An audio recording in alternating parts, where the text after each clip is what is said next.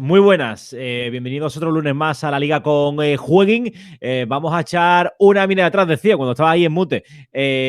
Pues vamos a mirar qué es lo que ha pasado este fin de semana en la Liga y, por supuesto, también en la Supercopa. Hay cositas que hablar de la Supercopa de España. Vamos a ver también qué es lo que nos depara esta semana con la Copa del Rey y también con la próxima jornada 18 y entre medias un poquito mercado, ¿no? Si hay alguna noticia de mercado, pues también se puede ir comentando. Lo vamos a hacer en A la Liga con Jueguen. Así que ya sabéis que este es formato podcast y vamos a ir directamente ya con la intro a meternos ya de lleno en faena. Vamos al lío.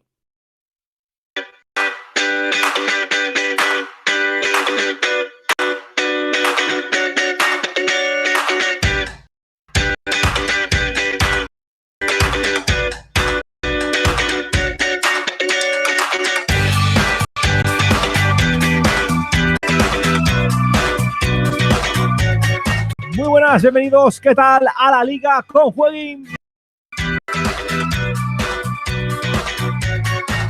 El Barcelona se ha proclamado supercampeón de España. El equipo de Xavi Hernández se puso al Real Madrid en una final donde fue claramente superior. Se llevó así el primer título de la temporada, dejando buenas sensaciones para una segunda vuelta donde su objetivo es volver a levantar la Liga. El Real Madrid, por su parte, queda tocado de esta Supercopa, sobre todo a corto plazo. El Villarreal le espera en Copa y el Athletic en Liga. La sensación es que físicamente no le da. Analizaremos cómo salen ambos equipos de esta competición y, por supuesto, repasaremos las claves de esta jornada 17 y echaremos un vistazo a las 18. Les habla Antonio Miguel García. ¡Arrancamos!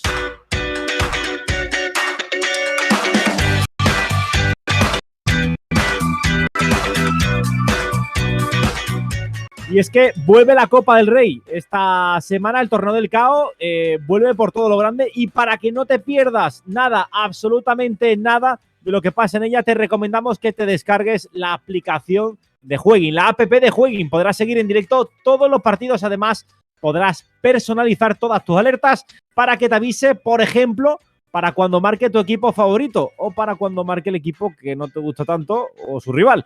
¿Qué te gusta más? ¿También la NBA? Pues también lo puedes hacer, también la tienes disponible la NBA y otros muchos deportes. Así que nada, échale un vistazo a la aplicación de Jueguen que seguro que te interesa. Ya voy a presentar al que va a ser mi compañero en el día de hoy, que es siempre. Javi Rando, ¿qué tal? Muy buenas. ¿Qué tal, Antonio? ¿Cómo estás? Pues nada, encantado de saborear contigo una vez más una resaca. En este caso, no solo de la Liga de la jornada 17, sino también de la Supercopa que se disputó en la noche de ayer y que nos dejó al Barça, como tú decías, como justo campeón de Supercopa. Sí, hoy te voy a cambiar un poquito el paso porque vamos a entrarnos en primer lugar en esa Supercopa, en esa final que tuvo lugar ayer, ese clásico que a algunos nos da perecita porque a veces se producen muchos a lo largo del año. Pero por otra parte, oye, bueno, siempre está guay. Creo que les ha llevado a los sauditas 4 años, ¿no? Conseguir esa final de clásico. O sea que de Supercopa, pero sí coincido contigo, ¿no? Yo creo que no tanto quizás últimamente, pero hubo una época en la que, no sé, creo que había 6 clásicos al año, ¿no? Era un poco ya reiterativo, pero bueno, en este caso a priori va a ser el cuarto de esta temporada. Ha sido el tercero, queda todavía el partido de vuelta de Liga, de la segunda vuelta, y tuvimos aquel también, algo descafeinado, ¿no? Pero en pretemporada en Estados Unidos con esa especie de presentación que se hicieron los equipos allí en Estados Unidos. O sea que es va a haber 4 esta temporada, en principio, salvo que haya alguna sorpresa en Copa. Sí, que puede haberla. Que esperemos que no, también, por otro lado. Vamos a hablar primero de esta competición, luego echaremos un vistazo a lo que ha ocurrido en el resto de partidos de este fin de semana, que han estado enfocados obviamente a lo que viene siendo la Liga, la jornada doméstica. Pero esa Supercopa, Javi, que nos deparaba la final, como decíamos, Real Madrid de Barça, después de que los dos, sorprendentemente, bajo mi punto de vista, tuvieran que resolver ambas eliminatorias en la tanda de penaltis, sobre todo la del Real Madrid, porque bueno, la del Betis-Barça sí que la veíamos un poquito más igualada. Sufrieron ambos, demostrando que, bueno, a priori se enfrentaban a la final en estados pues no los más elevados, por así decirlo, ¿no? Sí, fue una sucesión de acontecimientos durante las semifinales que nos abocaron a la tanda de penaltis de modo sorpresivo, quizás más en la parte del Valencia, que decíamos que llegaba con algunas bajas. De hecho, vimos, bueno, Azcácar, central titular del Valencia en esa eliminatoria. Ya sabes, la lesión de Samu Castillejo, que también obligó a que viéramos también, bueno, a Lato jugando también como casi un atacante más o un centrocampista más, se podría decir. Y bueno, parece que se adaptó bastante bien Gattuso, se calentó todo un poquito en la previa con esa relación que desconocíamos, ¿no? Que no era demasiado buena, al menos aquí en España, entre Gattuso y Ancelotti. Eso le dio también un poquito más de miga al asunto. Y la verdad que el Valencia compitió bastante bien hasta llevar el partido a los penaltis, donde Courtois, y además según comentó después, pues había estudiado bastante bien esta situación que podía pasar y fue, bueno, de hecho fue galardonado con el MVP del partido de forma bastante justa. Nos sorprendió esas semifinales y luego llevamos todos un poco también con la sensación de que era bastante favorito el Barça para las siguientes semifinales. Y sin embargo el Betis también estuvo en el partido, ¿no? Un gran Fekir, demostrando el nivelazo que tenemos con Fekir en la liga, y también un enorme Luis Enrique, ¿no? Que no tuvo problemas para irse constantemente de su par, tanto cuando estuvo Alba como cuando estuvo Alejandro Valde. Pero bueno, finalmente todo se quedó en nada con esos penaltis y no hubo sorpresa ni de Betis ni de Valencia, y la final fue ese clásico donde creo que también por sensaciones, como comentamos un poco la semana pasada, llegaba un poquito mejor el Barça, y luego tras ver el partido no es que llegara un poquito mejor, es que llegaba bastante mejor. Sí, llegaba bastante mejor para ese encuentro. Lo que viene siendo para esa gran final, Javi, en la que quiero que me comentes cuáles fueron tus sensaciones, cuáles fueron tus esos primeros minutos, esa primera parte en la que el Barça, pues poco a poco fue aprovechando los errores del Madrid que se produjeron a lo largo de esos primeros minutos. Bueno, en líneas generales estuvo muy por encima el Barça del Real Madrid en la final. Eso explica el marcador, que es un 1-3, casi anecdótico el gol del Real Madrid prácticamente en el minuto 94. Hasta antes superioridad manifiesta del Barça tanto en juego como en sensaciones, como en intensidad, como en clarividencia. Pero como tú bien decías, al final los 3 goles del Barcelona fueron 3 regalos del Real Madrid, que estuvo mal donde se presupone que un equipo de su nivel no debe estarlo, ¿no? Vimos a Rüdiger complicarse mucho en salida de balón, cuando tenía la opción de patear la pelota y olvidarse del asunto, ¿no? Parece que incidieron mucho en esa salida desde atrás, donde no estuvieron precisamente acertados, en esa primera jugada donde le dejaba un balón a Camavinga muy complicado, prácticamente de espaldas, pero no lo hizo solo en una ocasión, sino lo hizo en 2 o 3.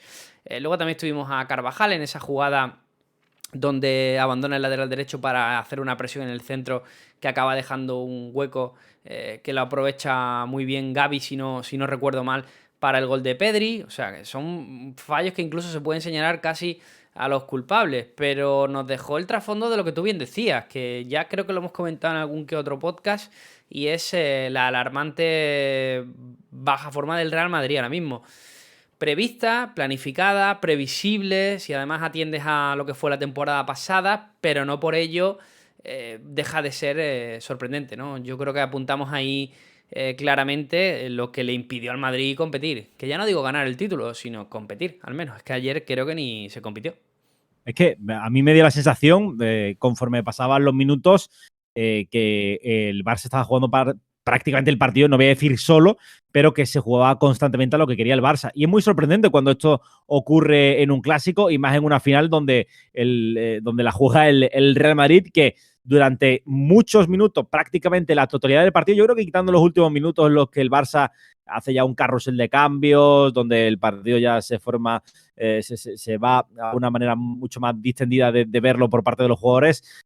Hasta ese tercer gol, creo que el Barça tiene el partido siempre donde quiere. No me preocuparía tanto los errores defensivos, que son preocupantes, la verdad, porque son errores bastante claros, que ya se vienen sumando a los que ya vimos contra el Villarreal, en fin, y que deben hacer reflexionar a la defensa, o a los defensas, mejor dicho, de Ancelotti, sino que creo que Ancelotti no fue capaz de cambiar el paso en ningún momento, o los propios jugadores de dar ese pasito adelante y decir, oye chicos, es verdad que estamos en una final menor, de un título menor, cierto,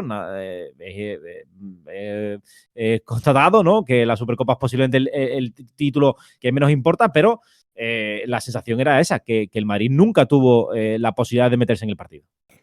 Yo no creo que sea tanto una sensación mental de no nos importa la Supercopa. No creo que vaya exactamente por ahí los tiros. Creo que puede influir un poco. Evidentemente, no es lo mismo jugar un cruce de Liga de Campeones que jugar una Supercopa, por mucho que sea una final y por mucho que sea un clásico, y eso está en la mente de todos los jugadores. Pero no creo que fuera precisamente el problema ese. Apunto sobre todo a dos circunstancias.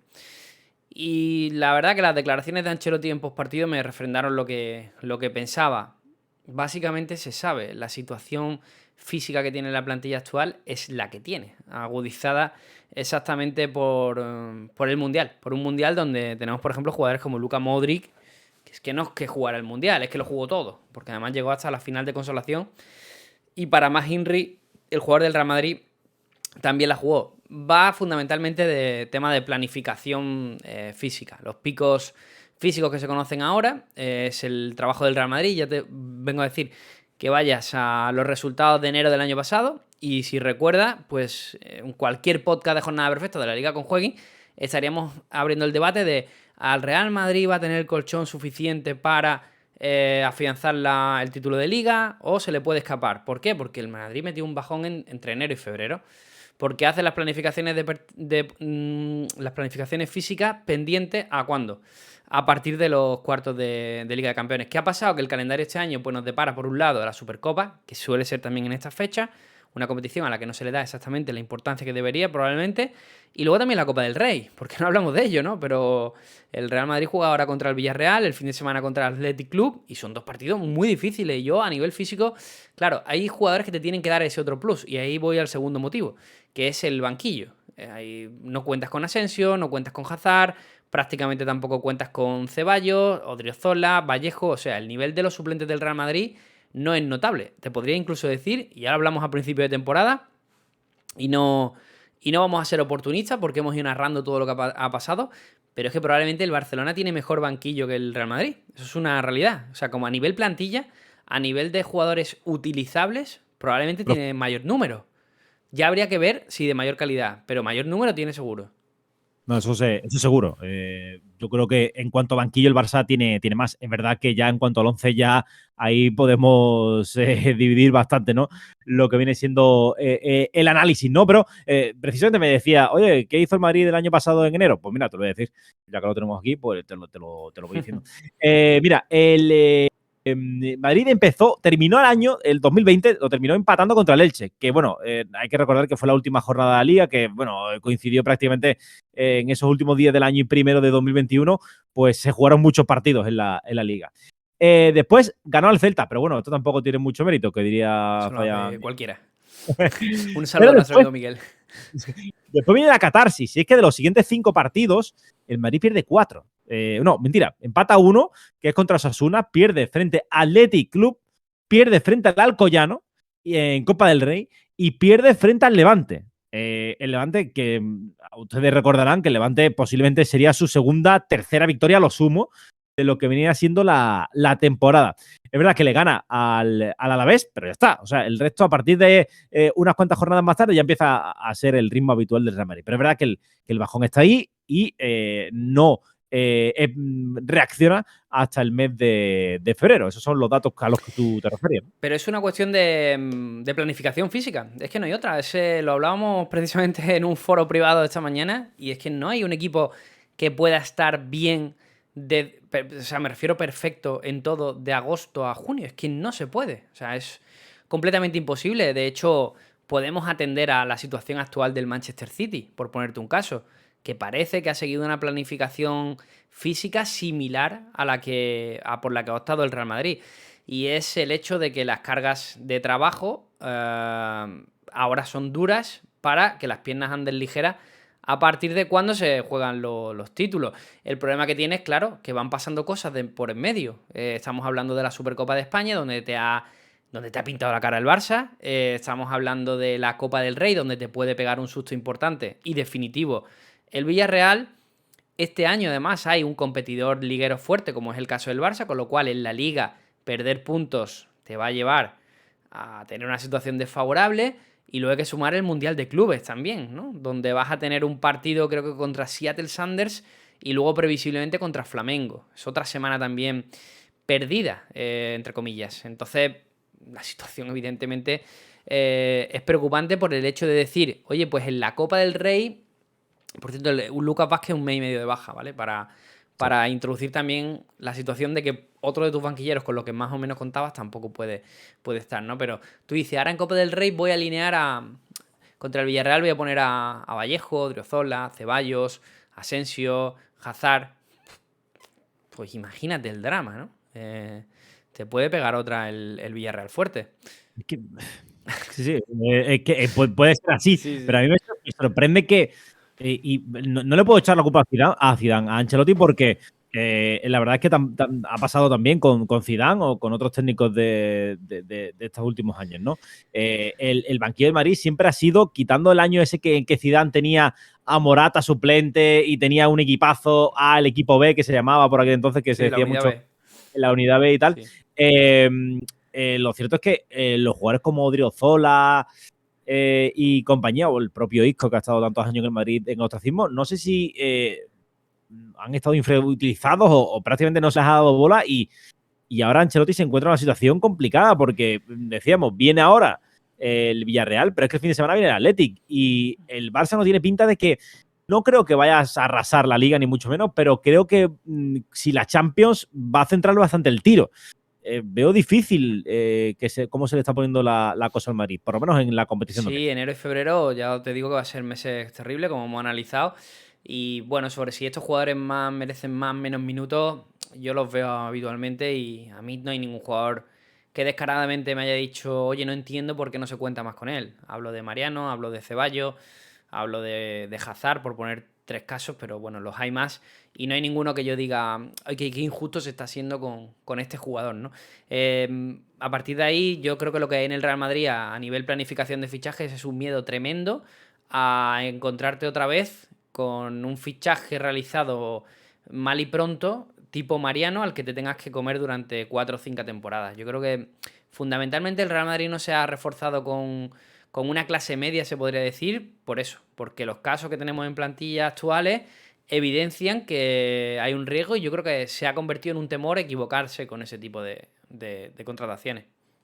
Sí, ¿no? Me parece buena estrategia, ¿no? Porque creo que al Barça le ha pasado justo todo lo contrario, ¿no? En esos jugadores de rango medio los ha sobrepagado y se los ha comido muchos con papas durante muchos años. Pero bueno, más allá del Madrid, el que salió reforzado en principio es Sí. el conjunto azulgrana que, bueno, pues primer título de la Xavi, creo que hacía que no ganaba un título al Barça bastante tiempo, por lo menos a mi memoria a corto plazo. Me parece que la Copa del Rey de hace 3 años con Messi, ¿puede ser? Puede ser, yo la verdad es que no he mirado el dato, pero tienen que hacer ya algo de tiempo. Y bueno, tampoco es que el Barça haya arrollado en esta Supercopa, sobre todo por esas semifinales, pero sale con la moral reforzada y con el paso al frente de algunos jugadores que les hacía falta que lo hicieran. Moral muy reforzada, diría yo, sobre todo con 2 nombres, Pedri y Gavi, que para mí fueron los mejores jugadores de la final, concretamente Gavi. Creo que hizo un partidazo, la verdad, descomunal. Al final le sienta muy bien a este Barça, fíjate que romper un poco el esquema, ese mítico 4-3-3 del Barça, que tanto les ha gustado y que tanto les ha funcionado a lo largo de los años, es romperlo un poco con la presencia de Frenkie de Jong y Busquets, pero igual Busquets necesita ahora ese tipo de acompañamiento. Y eso también te libera jugadores arriba. Vimos que tanto Gavi como Pedri se fueron intercambiando ese rol de falso extremo izquierdo para tener esa llegada en la banda de Carvajal que tanto daño hizo. Estuvo impresionante también Araujo atrás atrás, jugando a un gran nivel, midiendo su intensidad lo suficiente para no ser castigado, pero lo justo para impedir que Vinicius campara a sus anchas. Estuvo bien también Koundé. Christensen me gusta mucho, ya lo he dicho, que le da mucha salida de balón al equipo, e incluso en pequeños momentos, porque el Real Madrid no llegó demasiado, pero en pequeños momentos donde hubo alguna, también vimos que Ter Stegen está en un momento de forma ahora mismo impecable. Así que el Barça no tuvo ningún defecto ni nada en lo que poder ajustarse para decir, oye, puede ser un componente de mejora. Están disfrutando un momento actual de fútbol bastante bueno. Es verdad que las semifinales fueron difíciles, pero también es verdad que Xavi tuvo cabeza para no quemar al equipo por completo en esas semifinales, y lo demostró en una final donde prácticamente el primer cambio le llegó en el minuto 80, que fue cuando dio entrada a Rafinha por Dembélé, si no me equivoco. Me parece que fue el cambio, y luego ya se produjeron las entradas de Kessie o de Ansu Fati, por citar algunos ejemplos, pero eso habla de que el Barça se tomó el partido como una final, que es lo que debe ser. Sí, a mí me sorprendió particularmente que Ansu Fati no jugara más minutos en la final, aunque hay que decir que, como comentábamos, que la verdad es que el Barça rindió un gran nivel durante la final, y lo que tú decías, coincido totalmente en que ese nuevo sistema en el que Busquets está más arropado con De Jong, y sobre todo, que creo que fue la gran diferencia, que Pedri y Gavi estaban mucho más sueltos, no tenían que estar tanto pendientes a sus espaldas, y estaban mucho más liberados, se intercambiaban a la hora de bajar, se intercambiaban también a la hora de subir, y no sé, creo que ahí el esquema de Xavi ganó muchos enteros. Vamos a ver si lo va repitiendo, que yo creo que sí, aunque Xavi ha demostrado que suele cambiar bastante de partido a partido, pero creo que el 11 titular más fijo y el que va a poner en los momentos calientes va a ser este. Sí, porque le hace estar seguro. Creo que con respecto a todas las piezas que pone en el tapete, y sobre todo la protección de Busquets, que hay que decir que hizo un gran partido. O sea, Busquets fue probablemente uno de los mejores jugadores del encuentro. Es que me es que incluso difícil citar quién fue mejor o quién fue peor, porque realmente rindieron todos a un gran nivel.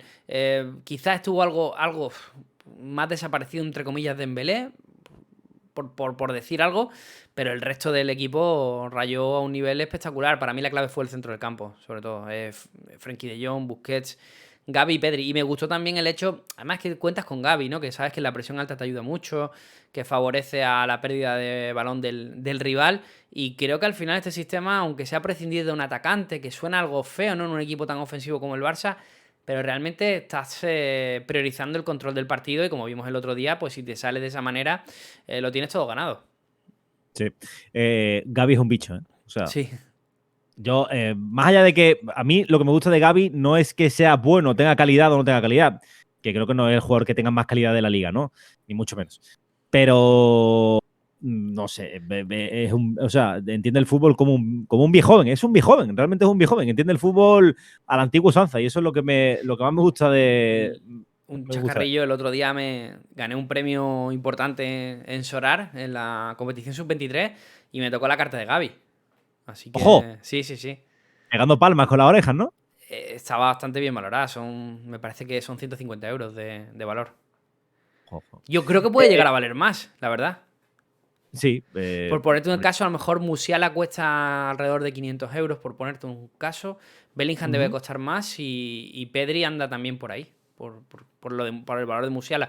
Y Pedri, ¿no? Pedri es más económico, pero el otro día me tocó, sabes que soy del Real Madrid, en fin, me hubiera gustado a lo mejor que me tocara Rodrigo, no lo sé. Sí, probablemente, ¿no? Pero bueno, me tocó Gavi, y como en el Fantasy no hay que tener corazón, pues tan contentos, la verdad. Perfecto. Bueno, pues una vez analizado lo que viene siendo la Supercopa, vamos a ver qué es lo que ha ocurrido en el resto de partidos, pero en este caso de la Liga.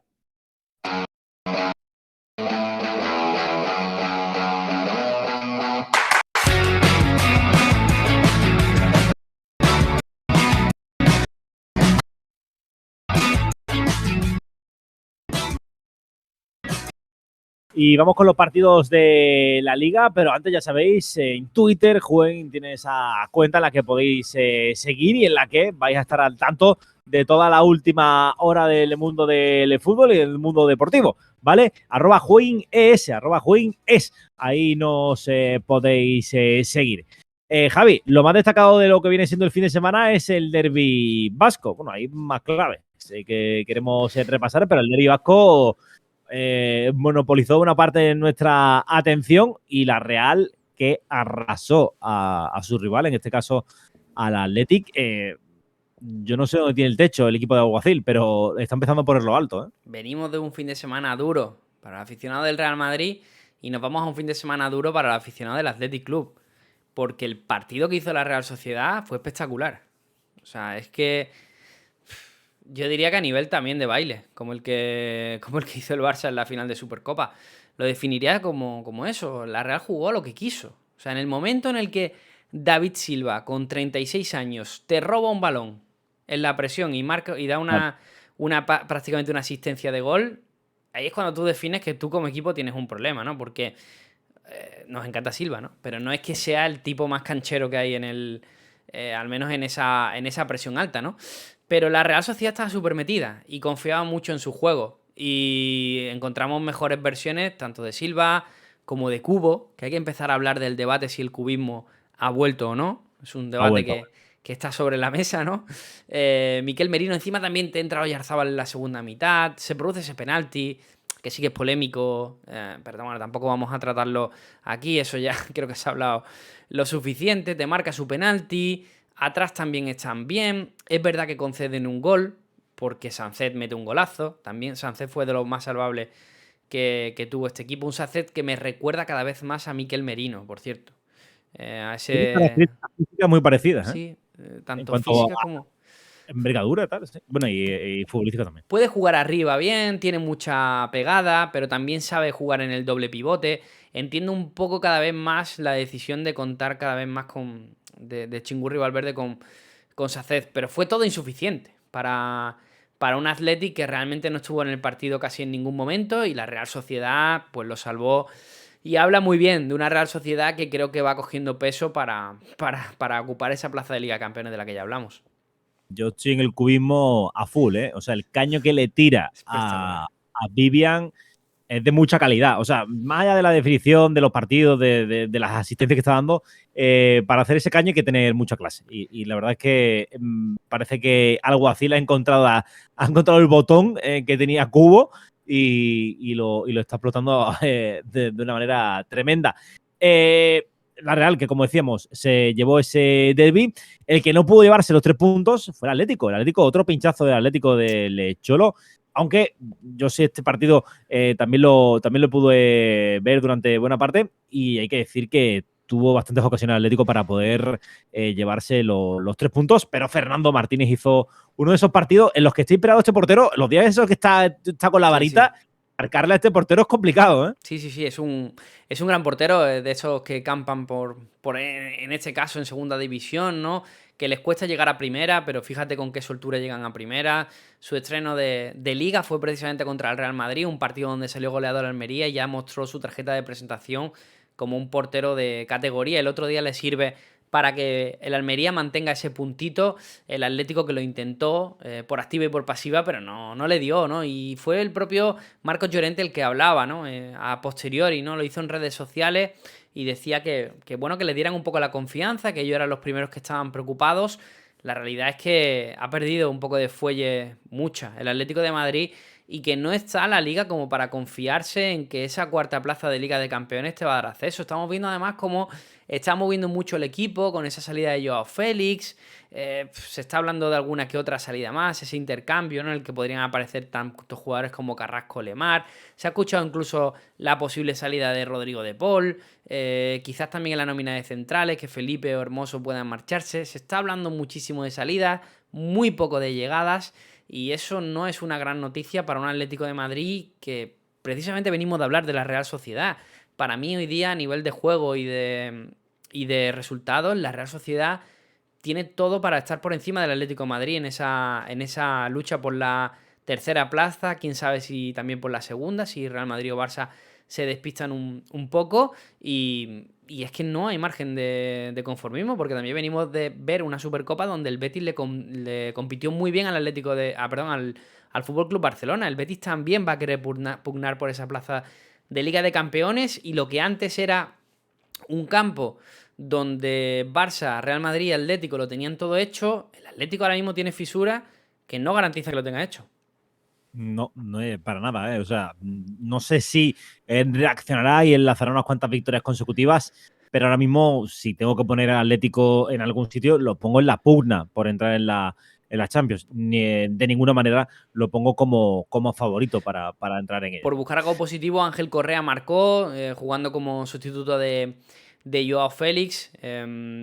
Bueno, es un detalle, ¿no? El argentino que ya la temporada pasada tuvo un buen registro de goles y que en esta, pues su rol, ya lo dijimos que iba a aumentar, ¿no? En importancia con la salida del portugués, y el otro día cumplió su parte, ¿no? Marcó al menos el gol del empate. Sí. Nos vamos al partido de los golazos, que fue en el Coliseo Alfonso Pérez. Español Getafe. Fíjate tú si es raro, porque uno ve a priori en la previa, ¿no? Dice Getafe Español, 0-0, 1-1 como mucho. Pero nunca uno se espera presentarlo después como el partido de los golazos. Pero lo cierto es que fue el partido de la locura máxima. José lo marcó desde el centro del campo, Unal marcó un gol desde la banda casi, por toda la escuadra, y después Puado hizo ahí un slalom en el que creo también que llené y hace un poquito de aguas, pero bueno, otro chicharro tremendo. El español que consiguió llevarse la victoria, salir de los puestos de defensa y salir reforzado, ¿no? Ante un rival directo. Fíjate que veníamos del podcast de Jornada Perfecta, que habíamos estado hablando precisamente, ¿no?, de las sensaciones del español. Y yo te decía, oye, a mí el español no me está disgustando, creo que está haciendo cosas bien, pero no terminan de salir los resultados. Bueno, pues en esta sí que lo consiguieron, en un feudo que no es fácil como es el Coliseum, porque el Getafe en casa está defendiendo bastante bien su situación y es donde está sacando más puntos. Y yo ese partido no lo vi en directo. Y cuando vi el gol de Joselu me pareció una auténtica locura. O sea, es que está en un... Pero habla muy bien del nivel de confianza que tiene ahora mismo Joselu, que está siendo uno de los máximos goleadores de la liga. Claro, era un delantero que tú lo veías que marcaba goles en el Alavés. Y tú decías, bueno, este hombre en el Español, que es un equipo que en teoría tiene que proponer otra cosa o tiene un potencial mayor que el del Alavés, porque a nivel histórico así ha sido, tiene que irle mejor, pero tampoco esperábamos, la verdad, esta situación. Que ya a falta de varios partidos para que termine la primera vuelta, que ya haya superado los dobles dígitos de goles, me parece tremendo, ¿no? Y el gol que marca el otro día es un gol de una confianza extrema. Y le da la réplica a Enes Unal, que también, si te acuerdas, lo dijo en la previa, pero dije, ya le toca a Enes Unal marcar. Pero tampoco pensaba que iba a marcar este golazo. Llevaba 2 jornadas consecutivas sin marcar. Una cosa muy graciosa, el tema de estadística, que esto le gusta mucho a la gente en Fantasy, es que a Portu le dieron la asistencia del gol de Unal. Que creo que le da un pase, ¿no? Sí. Claro, le da un pase, ya Unal pues se recoloca y mete ese golazo casi desde su casa y le dan la asistencia. Me pareció un hecho bastante curioso. Golazo de Enes Unal. Y bueno, el Getafe que no pudo sacar el partido ante un rival que era de su liga, el Español que coge un poquito de oxígeno, y creo que el Español debe de crecer en las próximas jornadas, porque solo José Luis Oro, y también si le sumas a un Darder que está increíble, pues tiene mucho que ofrecer todavía. Sí, para mí, coincido contigo en el análisis. Creo que el español a lo largo de la temporada ha tenido el problema de la portería, que le ha pasado bastante factura, y también mala suerte. Creo que debería estar un poquito más arriba. Pasa lo mismo con Joselu. Lo que le ha pasado a Portu con Enes Unal, esa asistencia, a Joselu le dieron la asistencia de Puado, que bueno, le dio el pase, pero bueno, el que se lo guisó y se lo comió fue el propio, Es verdad, es verdad. el propio Puado. Girona-Sevilla. Javi, yo no sé quién va a bajar, pero me estoy empezando a preocupar de que, porque llevamos ya semanas, yo lo llevo diciendo incluso unos cuantos meses, antes del parón lo dije y Fabián se me echó encima, tal. Yo pensaba que ya para estas alturas debería estar fuera de los descensos, pero es que como gana el Cádiz o puntúe hoy frente al Elche, cosas que tampoco es una locura. No, es probable que el Cádiz se lleve la victoria, claro. El Sevilla es penúltimo y además, lo voy a decir claro, por méritos propios, porque el gol que encaja al final de la remontada, el gol de Yankle Herrera, que le da los 3 puntos al Girona, es risible. O sea, se ponen ahí a pasársela Gudel, Bono, Nianzú y Catarsis. A ver, yo fíjate que cuando comenzó el partido marcó Nianzú, pensé, digo, hay que ver que en la previa del viernes dije que no confiaba en Nianzú. Le di, de hecho, yo le llamo el lastre en la previa, que es como en plan, oye, este jugador no lo alineéis, ¿no? Y dije, hay que ver que le di el lastre a Nianzú, pero ha marcado y yo pensaba, pero sigo pensando lo mismo. Y no tarda, no, o sea, no tuve ni que esperar a otra jornada o a otro mes para comprobarlo, sino que en el propio partido vimos a un Nianzú terrible, ¿no? Primero porque su entrenador, Sampaoli, le pide que haga algo que probablemente no sabe hacer, que es sacar la pelota de esa manera. Sacar la pelota con un gran riesgo. Venimos precisamente del principio del episodio donde hemos hablado de Rüdiger, ¿no? Y las complicaciones que tuvo el otro día contra el Barcelona. Pues prácticamente le pasó lo mismo a Nianzú. Lo que pasa es que Nianzú el problema es que ya es reincidente, ¿no? Entonces, no sé cómo no aprenden de esta situación. Un partido donde además me sorprendió mucho que sacaran a Fernando del campo. Que si bien Fernando no hizo un partidazo, ¿vale? Pero yo si tengo que tener un jugador que me saque la pelota atrás, entre Nianzú y Fernando me quedo con Fernando. Probablemente si Fernando llega a estar en el campo no pasa lo que le pasó al Sevilla en el gol de Yangel Herrera. Porque probablemente Fernando, el brasileño, por experiencia y por condiciones, está mucho más preparado para hacer lo que le pide su entrenador que no Nianzú. Así que me sorprende que sigan cometiendo ese error con el central francés, que tampoco es una cuestión...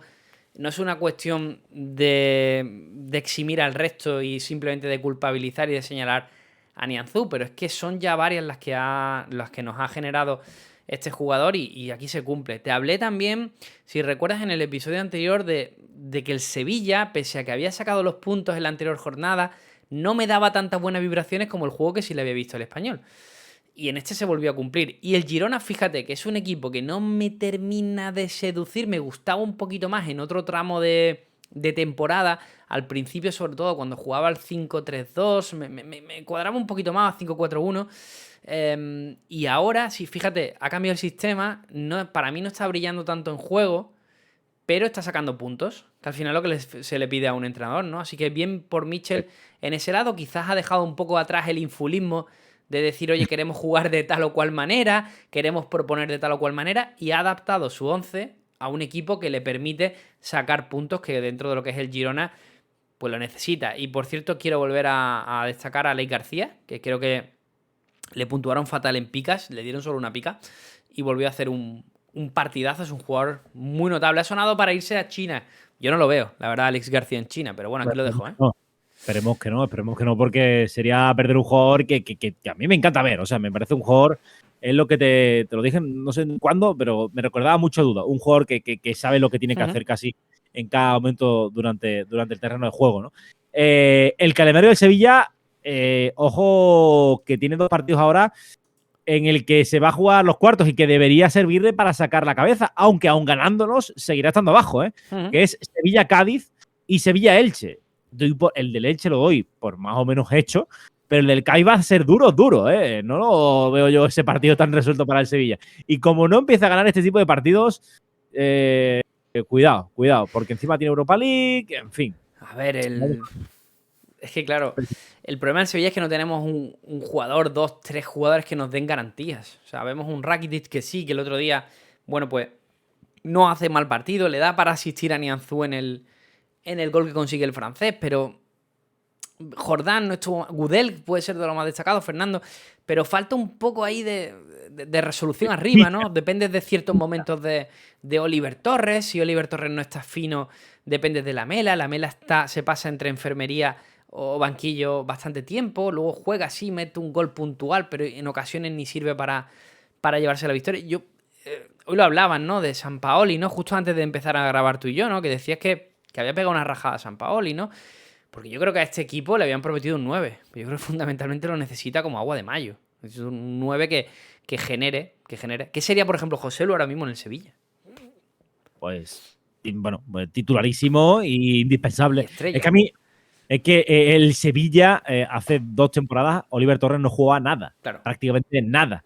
Y ahora mismo tú decías, no, es que Oliver Torres tiene que tirar de un Sevilla que hace 2 temporadas ese jugador no jugaba. Gudel era jugador número 22 de la plantilla, o 23. Claro, es que Gudel y Oliver Torres fueron los elegidos, creo, para no jugar las Champions. Sí, no están inscritos, ¿no? Puede ser. No estaban inscritos para la Champions, así que tiene... Bueno, por tiene rescatar algo positivo, a mí Loic Badé no me disgustó. por rescatar algo positivo. Lo Pero vi con bastante más cabeza que Nianzú. también tampoco hace falta mucho porque es que el chaval, claro, el chaval con 19, 20 años, pues todavía le falta, es un portento, ¿no? Pero todavía le falta. No, parece que le hemos hecho un poco de bullying a Nianzú, pero es que de verdad. Además lo dijo, creo que al final del partido Rakitic, ¿no? Que dijo, no quiero personalizar y tal, pero este tipo de errores no podemos seguir cometiéndolos. Claro, que es tremendo. También te digo, el pase que le dan a Nuyenzu de Bono, telita también. O sea, sabiendo el chaval cómo está, yo no hubiera hecho ese pase. Ese Bueno, es el tema. sí. Del resto de la jornada, bueno, hay que decir que el Rayo, que sigue a lo suyo ganando partidos, frente a Valladolid, Celta 1, Villarreal 1, que, bueno, se estrenó Larsen al fin, que llevamos el Haaland hacendado esperándolo ya bastante tiempo, y Osasuna que también. Bueno, tú me preguntaste por ese partido y yo te dije, si el Villarreal saca piernas, corre como contra el Real Madrid, no hay partido. No lo hicieron. Normal. No lo hicieron. La situación es diferente, ¿no? Vamos a analizar lo que va a ocurrir este próximo fin de semana y también vamos a echar un vistacito a la Copa del Rey, que creo que va a estar interesante. Vamos a ver si vemos o contemplamos alguna sorpresa.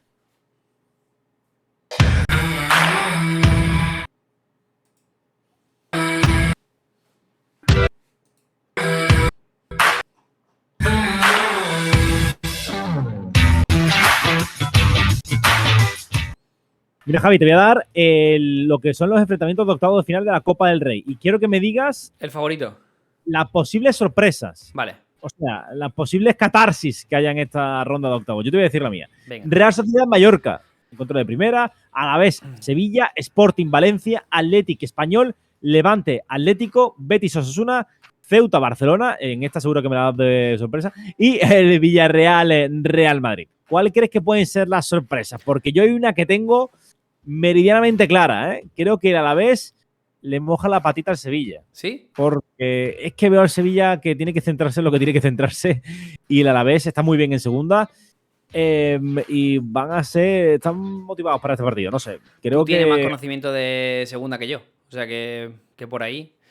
Sí, en principio, a ver, es verdad que ha bajado bastante el Alavés en algún tramo, pero sí que es verdad que, por ejemplo, Real Sociedad Mallorca la veo muy enfocada a la Real Sociedad. Alavés Sevilla te voy a comprar la del Alavés. Sporting Valencia, el Sporting no llega bien tras destituir a Abelardo, o sea que entiendo que el Valencia va a seguir firme, ¿no? A ver si vuelve a intentar luchar esa final. Atlético Español me parece que también está bastante abierta, ¿eh? Porque en principio diría el Athletic. Levante Atlético, hombre, el Atlético tiene que pasar. Sus opciones de ganar títulos este año pasan por la Copa del Rey. Entiendo que irán a muerte ahí. Betis Osasuna, Betis. Ceuta Barça y en Villarreal Real Madrid, sinceramente le doy favorito al Villarreal. Lo digo sinceramente. Vale. Bueno, pues esas son las posibles. Esos son los enfrentamientos, ¿vale? Va a empezar. O sea, mi sorpresa sería que pase el Villarreal contra el Real Madrid, creo. Vale. Mi sorpresa es el Alavés Sevilla. Creo que el Alavés le va a mojar. El Sporting, es verdad que con la marcha de Velarde y tal, creo que lo veo un poquito más complicado, ¿no? Vamos con lo que viene siendo la jornada, la próxima jornada en la que tenemos pues también enfrentamientos interesantes. Tenemos el partido de la jornada, va a ser el Atlético de Madrid, el conjunto blanco que visitará a Noé, te iba a decir, San Mamés, para enfrentarse al conjunto de Valverde. Lo decíamos, en uno de estos bloques, que tanto Atlético como Real Madrid pues no llegan en sus mejores momentos. ¿Cómo ves este partido? ¿Crees que puede seguir prolongando esta mala racha, supongo, el conjunto de Ancelotti, por lo que me vienes contando? Lo que pasa es que, claro, que el rival que tenemos enfrente tampoco llega en un buen momento. Lo que pasa es que hablamos de lo mismo que el otro día con el Villarreal. Estos partidos, y más en casa, el Atleti siempre ha priorizado mucho los partidos contra el Real Madrid y más en San Mamés, ¿no? Donde sacan esa garra de histórico y dicen, esta es mi casa, aquí soy el favorito y aquí se me respeta, ¿no? Y los últimos enfrentamientos del Real Madrid en San Mamés no han sido nada buenos, ¿no? En cuanto a resultados para el conjunto de Ancelotti, que como decimos no llega en su mejor momento y además llegan pendientes de la situación médica de Alaba y Tchouaméni, ¿no? De los cuales no ha habido noticias porque ni siquiera estaban con el grupo y de los cuales esperamos entre el lunes y el martes, entre el martes y miércoles, perdón, tener algo más de información con motivo de esa convocatoria para Copa del Rey para ir a visitar al Villarreal. Sinceramente me parece también un duelo muy abierto y habiendo un partido de Copa del Rey para ambos, lo veo complicado. Sí que creo que el Athletic en Copa va a priorizar rotar porque se enfrenta al Español. Va a poder poner a Zárraga, a Servilla Libre, a Valenciaga, a Leque. Va a poder hacer todo ese tipo de cambios, incluso a los Muniain y Berenguer, que ahora no son titulares y pueden tener su lugar en Copa. Con ese equipo puedes pasar ante el Español, que supongo que hará un poco más de lo mismo porque tiene ahora problemas bastante mayores que la Copa del Rey.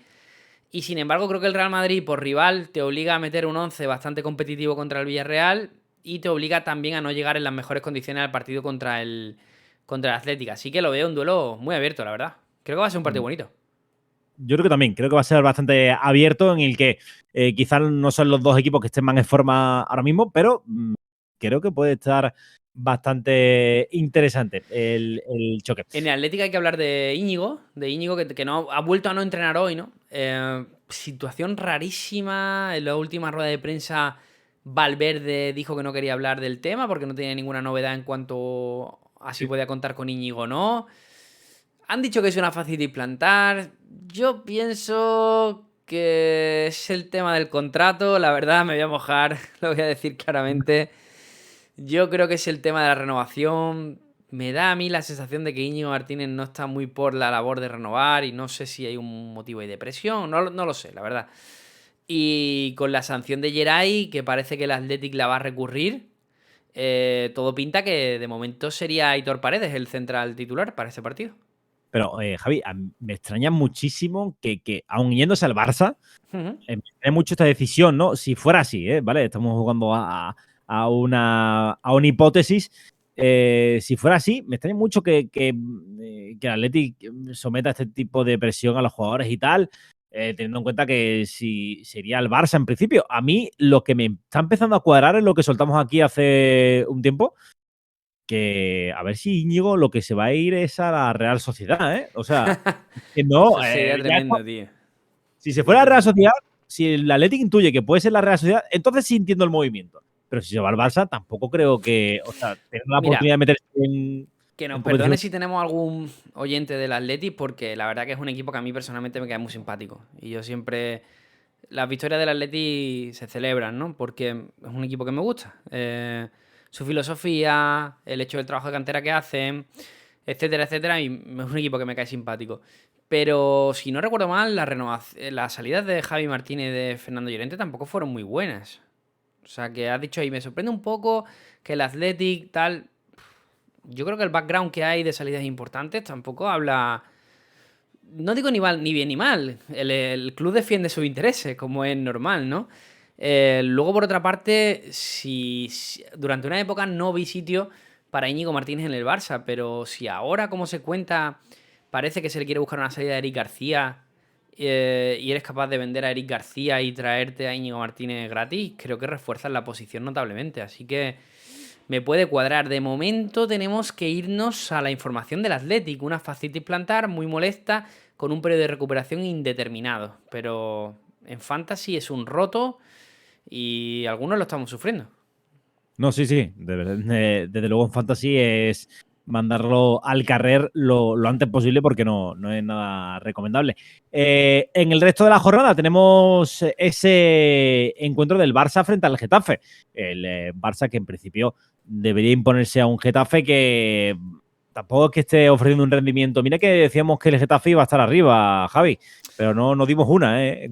De los clubes pequeñitos era el que más buena vibra nos daba, ¿no? De cara a los fichajes que había hecho, pero evidentemente pues no ha sido luego así. Sí, porque del resto de la jornada, partido así que tú digas... Para mí más interesante es el derbi Sevilla-Cádiz, ¿eh? Porque ahí va a haber mucha tensión, mucha presión, más que tensión, mucha presión por parte de, sobre todo del Sevilla, y el Cádiz es un equipo que te hace el partido como te lo hace, como te lo plantea, y para meterle mano le va a costar, ¿eh? El Rayo Real Sociedad, por ejemplo, también puede ser un buen partido. Vallecas Sí, siempre es complicada.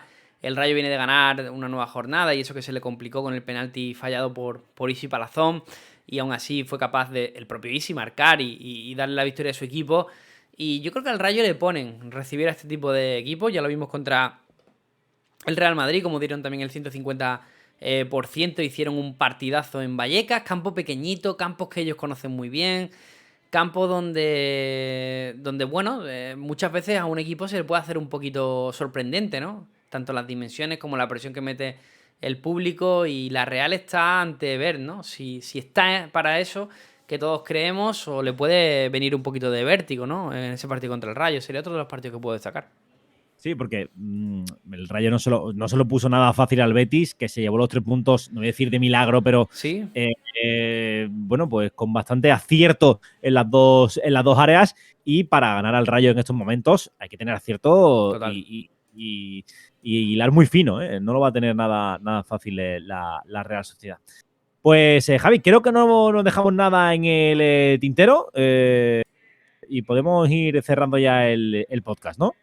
Perfecto. Sí, creo que una nueva semana hemos cumplido con toda la información de rigor, tanto de la jornada de Liga, la pasada como la próxima, como además ese añadido de Supercopa, Copa del Rey. Este mes de enero, febrero son meses de mucha copa, así que nada.